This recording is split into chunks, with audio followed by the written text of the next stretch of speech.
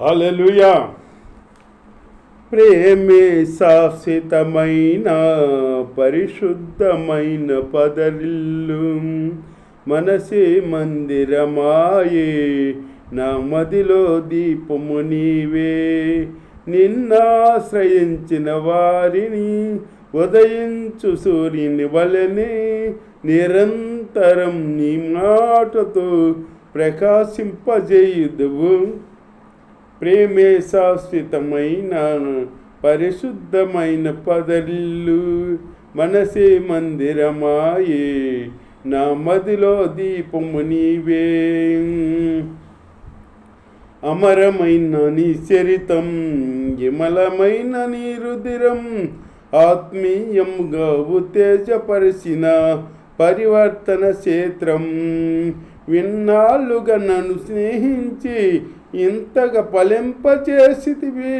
నీ స్వర సంపద అంతటితో అభినవంచు నేను పాడెదను.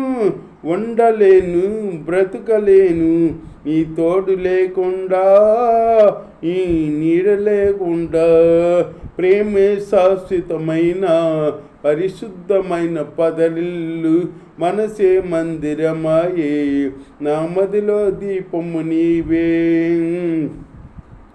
కమ్మనైన నీ ఉపదేశం విజయమిచ్చే శోధనలో, ఖడ్గము కంటే బలమైన వాక్యం ధైర్యమిచ్చు నా శ్రమలో.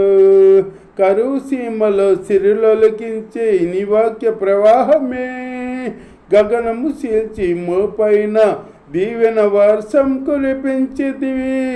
ఘనమైన నీ కార్యములు వివరింపనా తరమా, వర్ణింపనా తరమా. ప్రేమే శాశ్వతమైన పరిశుద్ధమైన పదరిల్లు, మనసే మందిరమాయే, నా మదిలో దీపము నీవే. విధి రాసిన విషాద గీతం సమసిపోయే నీ దయతో, సంబరమైన వాగ్దానములతో నాట్యముగా మార్చితివి. విధి రాసిన విషాద గీతం సమసిపోయే నీ దయతో, సంబరమైన వాగ్దానములతో నాట్యముగా మార్చితివి. మమతల వంతెన దాటించి మహిమల స్థానమనిచ్చితివి. నీ రాజ్యములో జ్యేష్ఠులతో యుగ యుగములు నేను ప్రకాశించనా. నా పైన నీకెందుకెంత గాఢమైన ప్రేమ, నీకు మరువలేను యేసయ్యా. నా పైన ఎందుకెంత గాఢమైన ప్రేమ, నీకు మరువలేను యేసయ్యా. ప్రేమే శాశ్వతమైన పరిశుద్ధమైన పదరిల్లు, మనసే మందిరమాయే, నా మదిలో దీపము నీవే. నిన్నాశ్రయించిన వారిని ఉదయించు సూర్యుని వలెనే నిరంతరం నీ మాటతో ప్రకాశింపజేయుదువు. ప్రేమే శాశ్వతమైన పరిశుద్ధమైన పదరిల్లు, మనసే మందిరమాయే, నా మదిలో దీపము నీవే.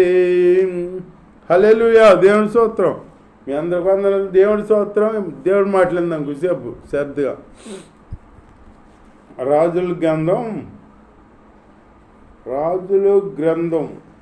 ఒకటో రాజులు 21వ అధ్యాయం 20వ వచనం నేను చదువుతున్నా. అంతటా ఆహాబు ఏలియాను చూసి, నా పగవాడా, నీ చేతిలో నేను చిక్కబడుతున్నా అని పలుకగా ఏలియా ఇట్లా నేను, నా పగవాడా నీ చేతిలో నేను చిక్కబడుతున్నా అంటున్నాడు ఏలియా. ఆహాబు అంటున్నాడు మాట. మరి దేవుడు అందు మనం తప్పు చేస్తే ఎవరి చేతిలో అయినా చిక్కబడతాం. దేవుడు అందు మనం విశ్వాసం ఉంచి మనం యథార్థంగా ఉన్నామనుకో, ఎవరి చేతిలో చిక్కబడము. దేవుడి చిత్తం చేయిపోయామనుకో, మనం తప్పు చేస్తే ఎవరికైనా ఎవరి చేతిలో అయినా చిక్కబడతాం అన్నమాట. ఇక్కడ ఆహాబు అంటున్నాడు, నాకు పగవాడా నీ చేతిలో నేను చిక్కబడుతున్నా అంటున్నాడు మాట ఆహాబు. దేవుడి స్తోత్రం. చిక్కబడుతున్నా అంటున్నాడు మాట. అని పలుకగా ఏలియా ఇట్లా నేను యెహోవా దృష్టికి కీడు చేయుట నిన్ను నీవే అమ్ముకొని ఉన్నావు. యెహోవాగా ఎదుట కీడు చేయుటకి నీవే అమ్ముకున్నావు అంటున్నాడు ఏలియా. ఆహాబు కీడు చేశాడు కదా, యెజ్బెల్ రాణికి చెప్తే యెజ్బెల్ రామేమో నాబోతుని చంపించింది కదా, మరి ఆహాబు వల్లే కదా జరిగింది అని ఏలియా చెబుతాడనమాట. దేవుడి స్తోత్రం, అమ్ముకొని ఉన్నావు గనుక నా చేతిలో నీవు సిక్కబడితివి, గనుక నా చేతిలో సిక్కబడితివి అన్నాడు. మనం తప్పు చేస్తే ఎవరి చేతులైనా సిక్కుపడతాం. ఎవరో అయినా మనల్ని నీ చిన్నవాళ్ళైనా మనల్ని భయపెడతారన్నమాట. భయపెడతారు. మనం తప్పు చేయకపోతే ఎవరికి భయపడక్కర్లా. దేవుడి స్తోత్రం, హల్లెలూయా. అందుకు యెహోవా ఇలాగూ సెలవిచ్చాను, నేను నీ మీదకి అపాయము రప్పించేదను, నీ సంతతి వారిని నాశనము చేతును, నీ సంతతి వారిని నాశనం చేతును అంటున్నాడు దేవుడు. ఆహాబుతో చెబుతున్నాడు అనమాట. నాబోతుని చంపించాడు కదా, ఆ శాపము ఆ దేవుడు గుర్తెరిగే దేవుడికి తెలుసు కదా. దేవుడికి సాటుగా మనం ఏం చేయలేముగా.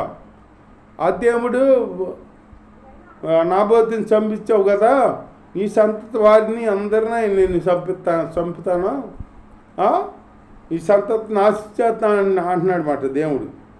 అట్లాగే దేవుడికి వ్యతిరేకంగా మనం ఉంటే మనం శాపాలు పొందుకోవాలి. శాపాలు వస్తాయి. దేవుడికి భయభక్తులు కలిగి ఉండాలి దేవుడందు. అలాంటి జీవితం దేవుడు మనకి అనుగ్రహించాలని కోరుకుందాం. దేవుడి స్తోత్రం. ఇశ్రాయేలు ఎదుట నిలవకుండా యెహోవా ఎల్లగొట్టిన అమరీల ఆచారము రీతిగా విగ్రహములను పెట్టుకొని అతడు బహుయేయముగా ప్రవర్తించాడంటే ఆహాబు విగ్రహాలు పెట్టి దేవుడికి వ్యతిరేకంగా. మరి చూడు ఎంత పాపం చేశాడో ఆహాబు. స్తోత్రం. రాజయ్యుండి ఆహాబు ఆ మాటలు విని తన వస్త్రములు చింపుకొని గోనుపట్ట కట్టుకుని ఉపవాసం ఉండి గోనుపట్ట మీద పరుండి వ్యాకుల పడుతుండగా యెహోవా వాక్కు తిష్బీయుడైన ఏలియాకు ప్రత్యక్షమయ్యేలాగూ సెలవిచ్చాను. తిష్బీయుడైన ఏలియాకు దేవుడు చెబుతున్నాడు అనమాట. ఆహాబు నాకు భయపడ్డాడని అని చెబుతున్నాడు అనమాట. భయపడి ఉపవాసం ఉండి గోనుపట్ట కట్టుకుని ఎంతగానో విలపిస్తాడు అనమాట. ఆ దేవుడు చెబుతున్నాడు, సెలవిచ్చాను. ఆహాబు నాకు భయపడి వినయముగా ప్రవర్తించుట సూచితవా? నాకు భయపడి అతడు వినయముగా ప్రవర్తించుట చేత ఆ అపాయము అతని కాలము నందు సంభవింపకుండా ఆపి అతని కుమారుని కాలమందు అతని కుటుంబముల మీదకి నేను రప్పించాను. అంటే అతని కాలమందు రాకుండా అపాయం ఆహాబుని చంపుతా అన్నాడు కదా. ఇప్పుడు నాబోతుని చంపాడు కదా, ఆహాబు చంపించాడు కదా. నాబోతు రక్తం కుక్కలు నాకినాయి కదా, అదే కుక్కలు నీ రక్తం నాకుతీ అని చెప్పాడు దేవుడు.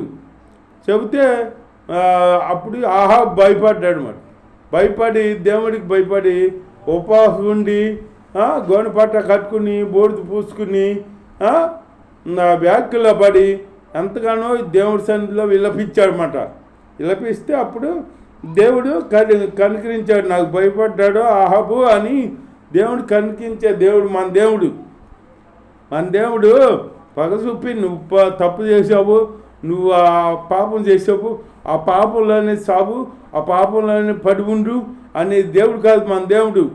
ఆ పాపం నువ్వు చేసినా కానీ ఆ పాపం తెలియ చేస్తే వచ్చి నేను పాపం తెలియగా చేశాను ప్రభా నన్ను క్షమించు అని మనం ప్రార్థన చేసి ఉపవాసం ఉండి ఆయన వేడుకున్నాం అనుకో, ఆయన అన్యాయస్తుని దేవుడు కాదు. పాపాన్ని తీసివేస్తాడనమాట. తీసివేసి పరిశుద్ధంగా చేసి ఇక్కడి నుంచి పవిత్రంగా బతుకు. నువ్వు పాపాన్ని నేను క్షమించాను, ఇక్కడి నుంచి నువ్వు పవిత్రంగా జీవించు అని చెబుతాడు మన దేవుడు.